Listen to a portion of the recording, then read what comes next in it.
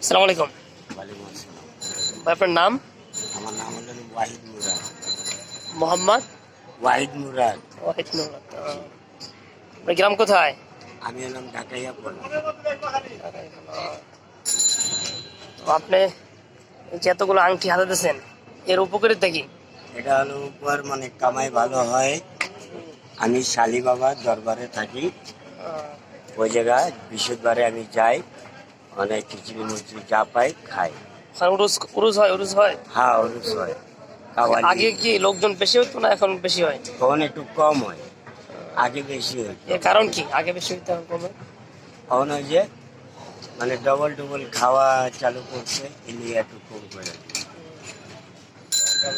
তোমার গাড়িটা যেরকম তার থেকে তো আপনারটা মনে হচ্ছে বিমানের মতো। কারণ কি? আপনারটা তো অনেক সুন্দর। হুম,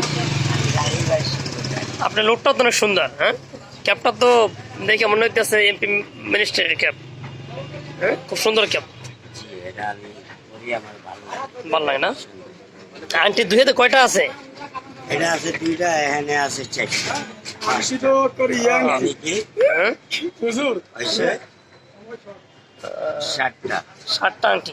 জি, 7টা আংটি আপনি কোন জায়গা থেকে নিয়েছেন এই আংটিগুলো? এই শালি মাজারে এর এর কার্যকারিতা কি?